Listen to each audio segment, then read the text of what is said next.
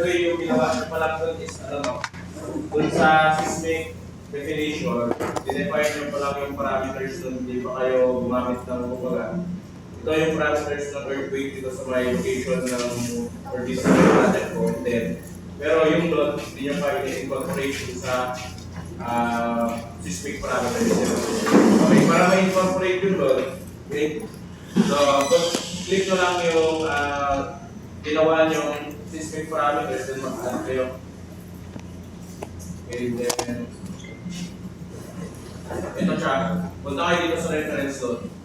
Okay, sabi sa code, kapag nagkaroon ng earthquake, so 100% ng dead load ang alam mo yun, yung sasama dun sa movement. Okay?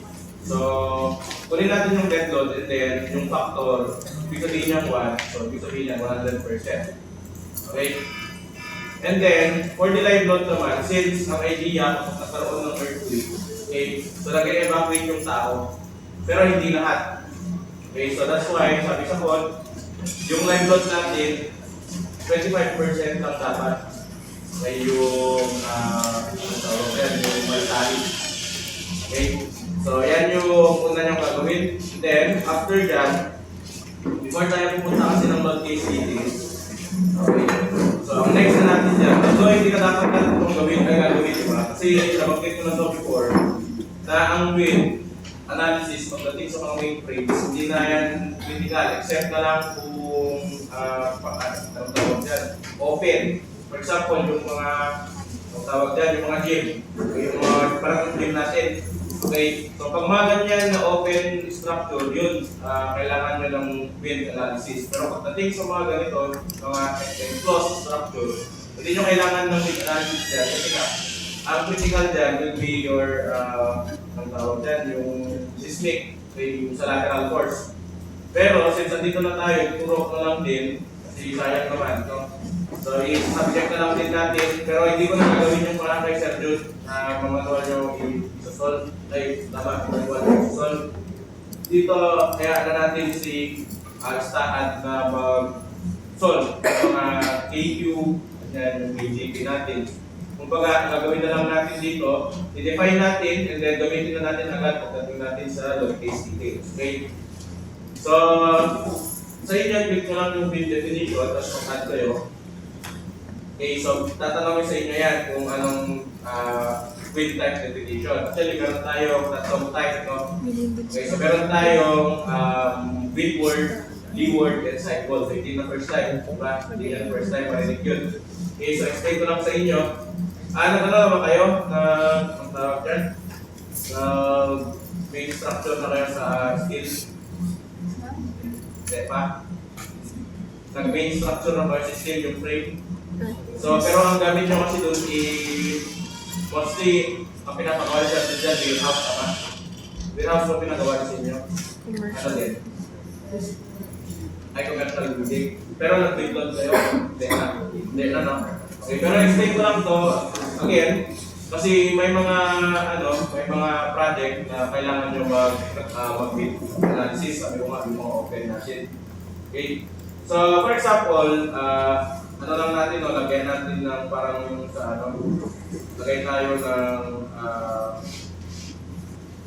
axis dito. So this will be our Z axis. So naman yung X natin. Then ito yung Y axis. Ay, kita ba? Dito, parang yung axis natin. Okay, for example, yung wind natin papunta positive. Itong pakalan.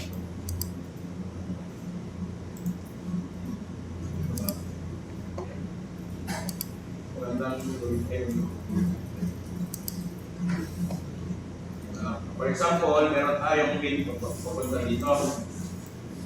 Okay? So, yung part ng structure na directly matatamaan ng wind, tawag natin yan our windward. Okay? Ngayon, ang wind kasi, kapag nakapanood na kayo ng mga videos kagating ng aerodynamics, no? Ang wind kasi, for example, although ito yung pinamahan niya, parang dadaan yan sa buong katawan ng ng structure, tapos pagano pa siya. Okay, parang sa sasakyan. Diba pag pinag-aalala nila ang aerodynamics, that's why kahit dito mapunta or dito tatama yung wind nyo, meron niyang effect sa side wall as well as dun sa rear. Okay, rear part ng structure nyo. Ngayon, yung effect nito, papansinin nyo, ito is susubukan niyang baklasin yung side wall nyo. Ang tawag natin dito, side wall. Okay, side wall yan. And then, dito naman, same, anong tawag yan, same mechanic ng wind yung mangyari dito, suction din siya. So, susubukan niya naman uklapin itong part ng structure mo to, okay na to. And then, ang tawag naman natin dyan is our D-wall. Okay. Ngayon, kapag regular structure, which is yung sa inyo, unless na lang kung unsymmetrical yan, hindi na natin kina-consider yung side wall. Okay, kasi yung gamit natin dyan, especially pag since residential yan, and closed structure siya, di ba yung side wall naman natin gawa sa sa SHP, which is naman yan, tsaka due to symmetry, magka-cancel out lang yung force due to destruction of side. So pwedeng hindi nyo na ito i-consider yung side wall. So yung dalawang type na lang yung gagamitin natin. Okay, so windward at leeward na lang tayo. Huwag na natin gawin yung side wall. Okay, so pag gagawa nyo yan, for example, ngayon, hindi lang sa isang, hindi lang sa isang direction. Okay, so since lateral yung lateral load or lateral pressure due to wind load, yung i-analyze natin. When you say lateral kasi sa tabi, okay, tabi, tatamaan yung structure niya sa tabi. Ngayon, hindi lang naman ito yung side or yung tabi ng, ng structure niyo, pwede rin dito tatama yung wind, tama? So pag ganyan, dito naman tumama. So ito na yung magiging windward naman natin. Ayan. So windward, kasi ito naman magiging windward. Ayan siya. Okay. So different, magkaiba sila yan ng ng effect, kaya kailangan natin i-differentiate yung leeward at windward. Dun sa windward, directly tatama sa kanya yung yung wind, yung leeward naman, suction yan. Susubukan niya tanggalin itong part. So, kung i-define natin yan, mag-add lang kayo. So, type number 1, yung una dyan. Hindi ko alam kung merong ganito sa ProConnect. Ito kasi Staan Pro 2025. Normally, wala ito kapag ProConnect yan, di ba? Yung dyan sa nyo. Ngayon, wala ito. Alam ko, wala ito. So, pero pag meron, ASCE 7 2022 lang yung i-click nyo. Okay? Ngayon, for example, ibig sabihin, 4 yung gagawin natin, no? Una is yung windward X. Then, leeward X. Ito yung leeward X natin, tama? Okay, and then, dito naman yung windward Y natin, windward Z. And then, yung ating leeward C. Okay, so pero kung gusto kapag open structure yung gagawin yung 6 dapat yun. Okay? Kasi meron pa kayong sa side wall. Pero since close kayo, 4 lang tayo. So gagawa lang kayo with definition and then 4 yan. Okay? So 1, 2, 3, 4 and then ito hindi pa yan yung mismong parameters na i-define natin. Okay? So, for example, may nagawa na kayong ganito, type 1, ito windward X, leeward X, windward Z, and leeward Z. Okay, click nyo yun and then mag-add kayo. Okay, so gawa na lang muna ako dito. Let's say, meron ako windward Z na okay, so ito, walang naman. Ngayon, mag-add nyo dyan, and then ito yung unang magpapakita. Ngayon, normally, kapag sinosolve nyo manual yan, yung pressure per per certain height. Okay, pero dito, pwede nyo na lang yan i-generate. Okay? So, kahayaan na natin, na lang natin siya kapag i-define na lang natin yung parameters, tapos hayaan na natin si staff mag-compute. Okay? So, gagawin lang natin dyan, di ba? Sa inyo is residential, so anong kategory ng residential ulit? Anong kategory ng residential? Okay, take yun is category 4, kasi 5 is residential. Okay? And then yung basic wind speed, nakita naman yung sir doon sa inyo yung mapa, di ba? Pero yung gamit kasi natin doon is 280 ba? Okay, pero ngayon, gawin nyo na lang 300. Okay, and then palitan nyo to in kilometers per hour. Ngayon, exposure nyo, so tinuro na rin naman sa inyo yung exposure, di ba?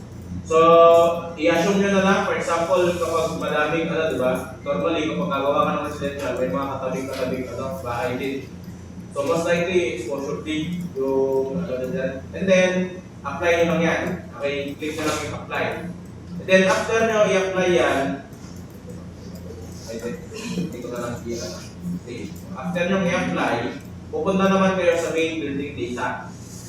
Okay, dito, ilalagay nyo, palitan nyo ko lang muna ito kasi naka-default yan na field. So una kung gano'ng kataas yung nyo, yung structure nyo. Dito kasi height nito hanggang sa apex ng roof ha. Hanggang sa apex ng roof yan. Okay, so this is 8.9. Pero ano pala sa inyo, since walang gano'n, walang truss sa inyo dapat. Okay, so ang gagawin nyo lang pala sa inyo is hanggang taas lang ng roof bit. Huwag nyo lang isali yung yung sa roof. Sa akin kasi meron dito ganyan. So 8.9 ito. Ngayon, meron din dito yung building along direction of wind. Okay, so lalagay mo dyan yung kung ilang meters yung tatamaan ng wind. Okay, yung since ito is windward, windward sa X. Diba? For example, meron ka nga ng structure na to. Yung windward sa X, ito yung along. Diba? Along X. Ibig sabihin, ito yung una niyang tatamaan. Tama? Okay, yan yung ilalagay yung building length dito sa may along direction of wind. Okay, in this case, ito kasi, dito sa project na to, 9.5 or basta 9 point something. Let's say 9.5 na lang. And then yung building length, normal to the direction of wind naman, dito naman yan. Okay, since we work tayo sa paganyan siya, ito naman yung kailangan natin na direction. So yun yung ilalagay mo dito, so in this case, 31.7 itong akin. Ngayon, itong building frequency, isayaan nyo na yan. Hindi nyo, huwag nyo nang galawin yan. Yung kailangan nyo lang galawin is ito. May drop down yan, enclosure classification. Since residential yan, enclosed, ilalagay nyo. Okay, then apply nyo lang siya. After nyo i-apply yan, okay, dito na kayo sa pressure. Okay, so ang gagawin ni Stan dito, siya na yung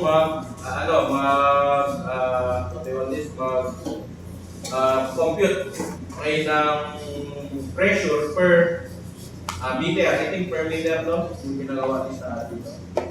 Okay, so naka-apply na po. Then, since windward lang, kasi apply na lang.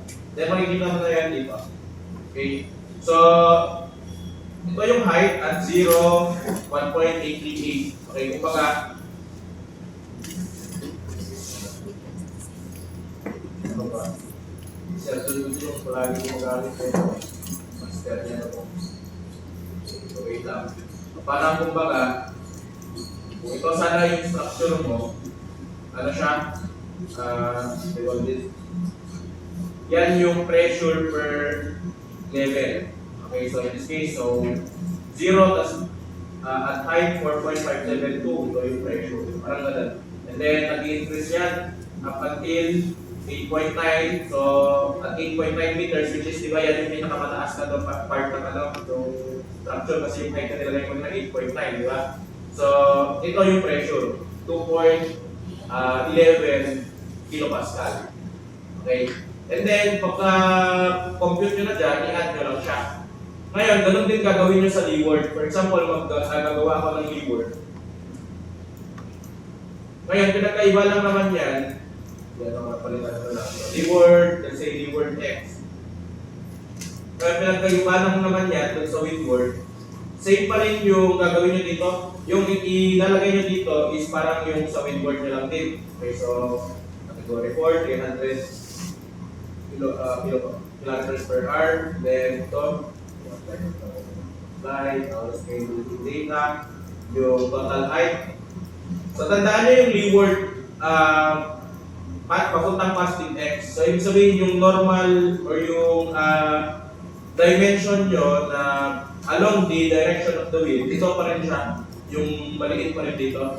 Okay, so 9.5 pa rin siya. So, 9.9 so is 9.5 plus 31.7. Then again, palitan nyo to, close, then apply, then building pressure. Palitan nyo lang to from windward, gagawin mo siya ang leeward. Okay, then apply, and then ayan siya. Pag leeward, dalawa lang. Yung lowest point at saka highest point lang since ito is suction. Okay, so dalawa lang yan, ito yung pressure. At pansin nyo, negative siya. Which is type of negative pressure kasi is suction yan. Okay, then apply. Ngayon, pagdating naman dun sa windward, papuntang Z, tandaan nyo, ang windward papuntang Z, di ba?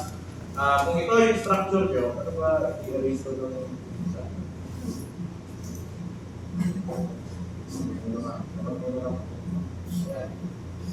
For example, ito, di ba?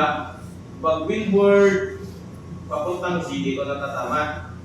Ngayon, yung dimension na papunta,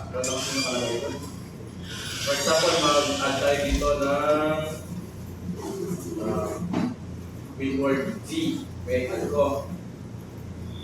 Ito, tapos natuloy dito, generate, then again, same yung parameters dito. Then apply. Ngayon, dito naman, mag-iiba na siya. Yung height, hindi siya yung height, of course, the same pa rin, hindi naman nagbabago yan, regardless kung saan tatamaan ng wind. Yung magbabago lang, itong building length along the direction of wind. So, ibig sabihin, since dito na siya tatama, ito na yung dimension na ilalagay natin dyan. Okay, siya? So, ibig sabihin, magpapalit siya. So, ito yun na yung magiging sa longer side, at ito na yung sa shorter side. Then, palitan nyo ito, close, apply. Tapos, building parameters. So, windward, sa Z naman to, so windward siya, then apply nyo lang. Then, okay. Tapos ito na yung mga pressure. Okay. So, kumbaga ito yung pressure na gagamitin ni sa later on para matamain niya dun sa side ng, ng structure nyo. And then, i-solve niya yung lateral pressure. Medyo buoy. So, ganun lang gagawin nyo. So, dapat may apat kayo na wind type dyan. Windward X, windward X, windward Z, and windward Z. Okay. So, yun ang muna gawin nyo. Green ang mga gawin nyo na. Ilan lang Walang internet. Walang wifi. Walang message sa 20. Sinas ko lang yung quiz. Para at least Pag-discuss dapat talaga ako ng solution ngayon. Ang nasa utak ko, yung success, yung limit ko ng lalo ngayon, tapos sila ulit sa lecture ko, para wala. Parang yung delete ko ng gano'n. Yung Sergeant Master na Master yun ako eh. Parang gusto yung okay, so, alam nyo, yung makatahan, ito po ng 1 hour 15, tapos pamatan sa 30 minutes. Okay, diba ganito yung tsura nun? Okay, then meron siyang, nilagyan ko ng axis. Malinaw sa problem, yung column is just above the center. And then meron akong binigay na figure. Dapat nga, although mas maganda nga na merong figure doon. Okay, so paano ba ito? Ayan, ang ganyan, di ba? Ngayon, since ganyan na yung column mo, it means, yung action load mo, di ba? Okay, nakalito na lang ito. Kung titignan mo top view, yung action load mo nandito sa gitna, tama? Okay, parang ganyan siya. Next yun. Kung pag ganyan yung application ng action load nyo, tapos meron na siyang eccentricity, ayan o, eccentricity na siya dito. So ano nang doon dyan? Kung may eccentricity dito, pagkapos yan ng moment dito sa may x-axis, ay ibig sabihin, titignan mo yan, pwede nyo gawin yan para mas madali, baliktarin nyo na lang. Okay? So di ba ito yung x and y axis natin? So instead, baliktarin mo siya, ang gawin mo, hindi ganyan, instead na yung x mo yung horizontal, o siya na lang yung yung patayo. Okay, for example, ito yung sa x-axis mo, and then ito yung sa papuntang y-axis mo. In that case, kapag ganyan yung itsura niya, kasi parang, let's say, andito yung center.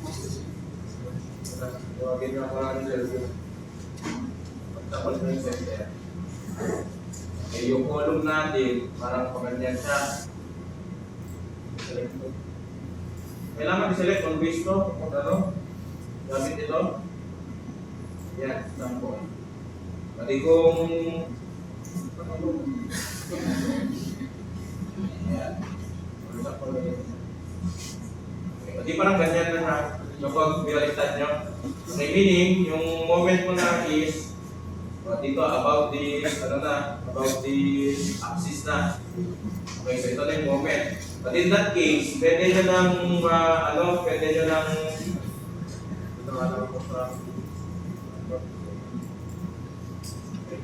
so for example, parang gano'n na yung nangyari. So, di pwede nyo nang gawin dyan.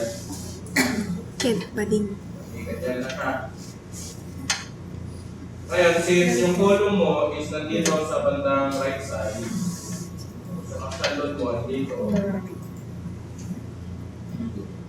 yung center ng footing mo dito, ibig sabihin magkakaroon yan ng, hindi siya exactly yan. Kasi tabi mismo ng ano yun eh, ng center. So, ibig sabihin yung center mo is dito mismo. So, meaning yan, meron ng eccentricity yung load mo, which is equal sa dimension ng column, kalahati. Okay, so magiging, column dimension over 2. So, magkakaroon niya ng moment since meron ka na eccentricity equal to PE. So, pag may moment dyan, sabihin yung pressure mo will be dyan. And then, kung ganito man yung ginawa nyo, hindi ko rin agad-agad check kung kumbaga, ang mag-over kasi na area dyan ito eh. Pero, hindi ko yan i-check. Bibigyan ko lang ng partial point kung iisang area lang yung i-check nyo. Bakit? Ang daming possible na wide beam failure dito. Kasi nga, i-drawing ko na lang, no? For example, yung dito sila natin sa top view. Parang ganyan. Yung unang area dyan na consider nyo, ito, measure ko yung distance. Okay, so ito yung area na unang consider nyo, tama? Ngayon, itong area na to, andyan yung maximum pressure. And then, kunin nyo ito, di ba? Para iwalay nyo. Ngayon, hindi lang kasi dyan yung possible na, dito ko yung, hindi lang ito yung possible kasi na mag-over dyan. Pwede rin kasi, yung most, pwede yung i-check nyo pa dyan na isa is dito. Dito part.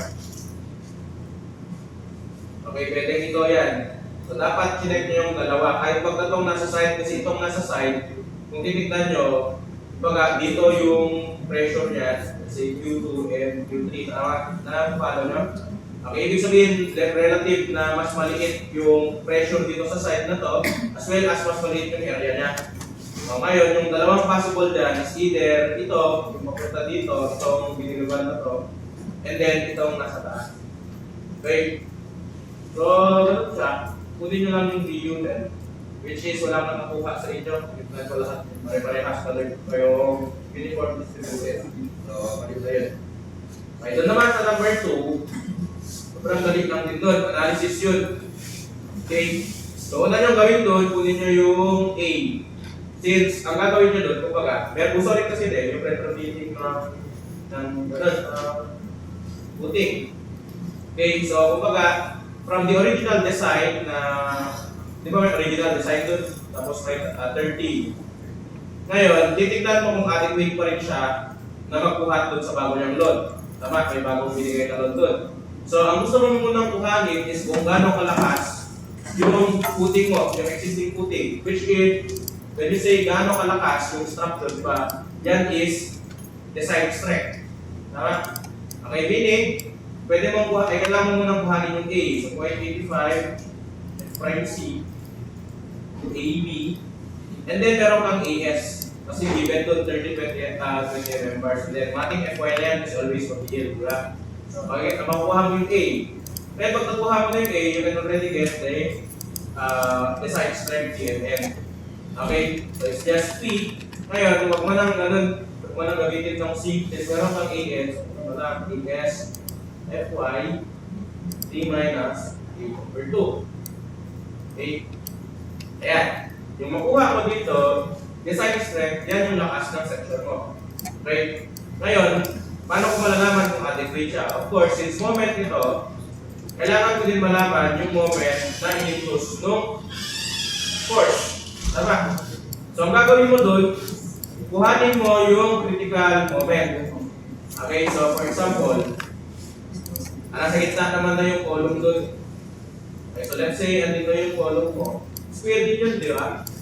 So, square. So, isang area lang kailangan mo. Maski dito na lang. Okay, and then, kunin mo lang yung critical moment dito. So, M yung critical. Which is, di ba, i-isolate mo lang itong slab na ito, tapos yung moment mo lang yan. So, pag nakuha mo na yung dalawang yan, you can already determine kung kailangan ba ng retrofitting o hindi. So, MU critical galing sa load, ito yung lakas ng section mo. O di, kung yung MU critical mo is mas malaki kaysa sa design strength, fit, kailangan mo ng retrofitting. Pero kapag yan is tested, of course, adequate siya. Okay? So, ito, supposedly, ano to? Pabigay. Pero ewan ko lang kung pabigay ba talaga.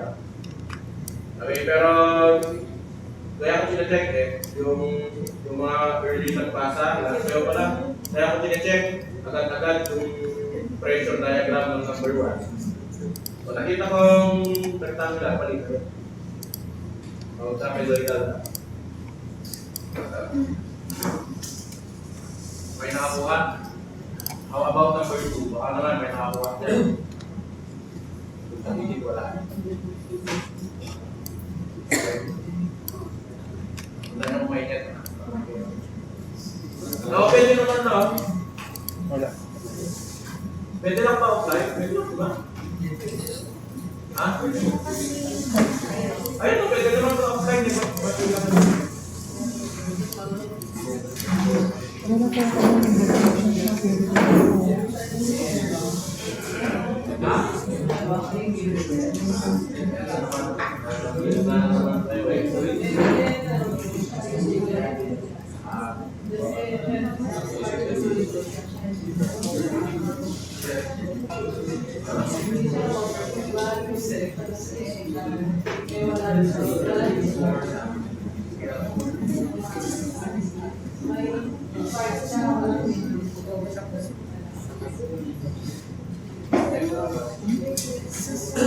Ah.